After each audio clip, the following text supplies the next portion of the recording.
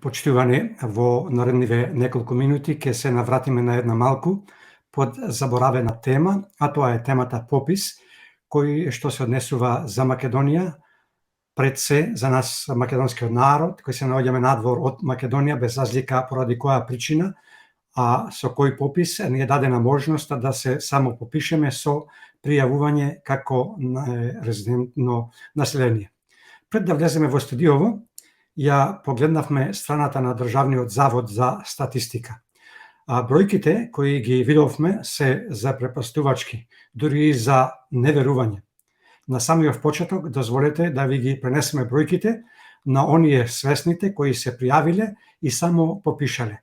Ви напоменуваме дека овие бројки се однесуваат на сите, без разлика на етникумот од кој доаѓаат.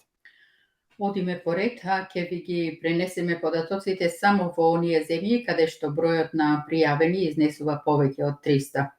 Австралија има 2518 пријавени лица, Австрија 11042, Албанија 403, Белгија 4621, Босна и Херцеговина има 558 пријавени, Бугарија 426, Германија 43296, Данска 4081, Италија 26865.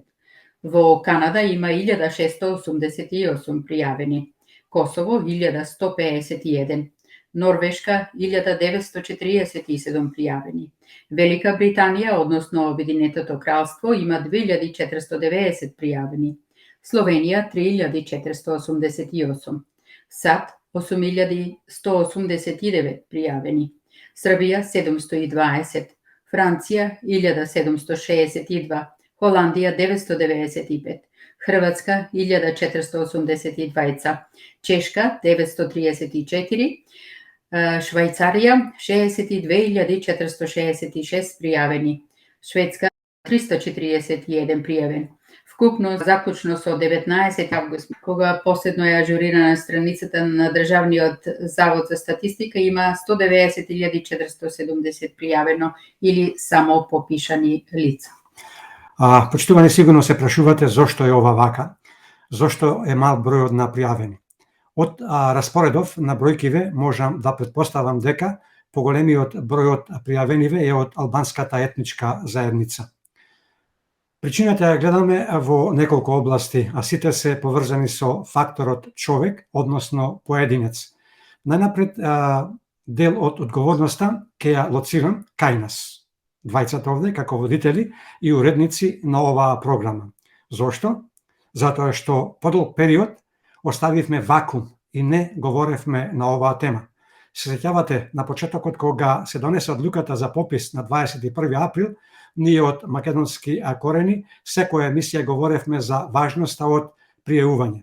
Понатака не ја пропуштивме шансата да говориме на оваа тема и со сите наши гости.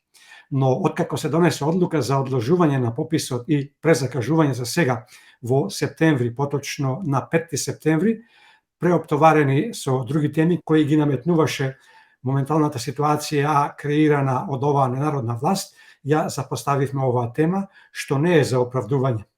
Втората причина ја лоцираме кај така наречените лидери во македонските заедници на секаде во светот, кои недоволно се ангажираат за да пренесат потребата и важноста од пријавување, односно само попишување.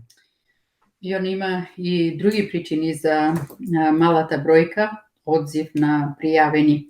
Сведоци сме на, како што рече, на секаде има во светот каде што има македонци, дека се самоорганизирани во разни друштвени организации, социјални групи, црковни општини, културно-уметнички друштва, спортски организации и други.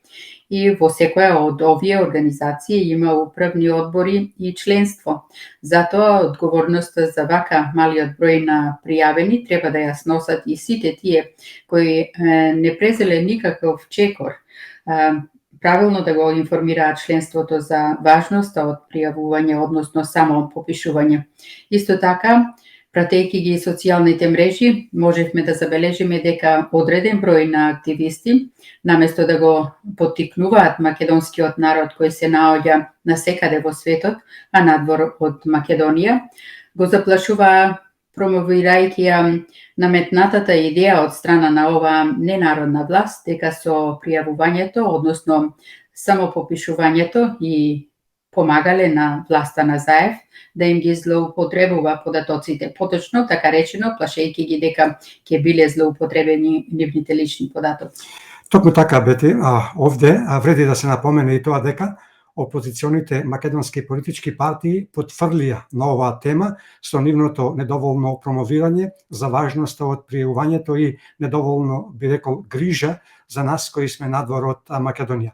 Така што на тој начин им оставија поле и простор на разноразни манипуланти да го изманипулираат и заведат македонскиот народ кој е надвор од Македонија.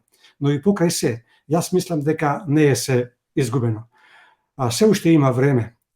Со една силна пропаганда и сите сложно, сите заедно, ако делуваме во средините кај што живееме, може сето досега негативното да го свртиме на позитивно. Знаеме дека ние македонците сме во многу поголем број кои што сме раселени низ белиот свет. Некои податоци говорат дека не има преку 1 милион надвор од Македонија. Ајде сите заедно да го докажеме тоа, да ги искористиме негативните политики на оваа ненародна власт во наша корис, бидејќи вакви прилики ретко се ствараат. Ајде сите заедно да им ја расипиме играта. Ајде да им покажеме дека не има најмалку 10 пати повеќе од онаа бројка која сакаат да представат кај албанскиот етникум. Ајде сите заедно да им покажеме дека погрешно не прочитале кога мислеле дека ќе наседнеме на нивната игра. Ајде да се соединиме и разбудиме, а пред се ги повикуваме сите оние кои заговараат дека самопопишувањето, односно пријавувањето е штетно за нас македонците. Ајде сите заедно да допринесеме оваа бројка да биде најмалку 10 пати повеќе од онаа на албанскиот етникум.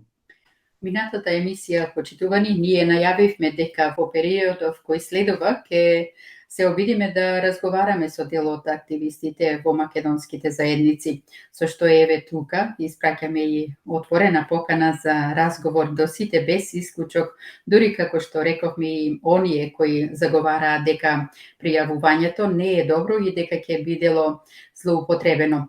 Добро ќе биде да ги вкрстиме аргументите за и против, за да може секој да си донесе собствен заклучок и одлука за попишувањето. Сите кои сте заинтересирани за јавен разговор овде на Македонски корени и на оваа тема, јавете се за да се дефинира терминот. Да работиме за единството, како што кажа и колегата Јон, и обединување, а не за раздор и расцепкување на нацијата. Да делуваме кога е најпотребно, за да не се изненадиме од неуспехот и штетата што ни се нанесува на Македонија. Имало и ќе има многу што работеле и работат за само своји интереси, докажување и сатисфакции.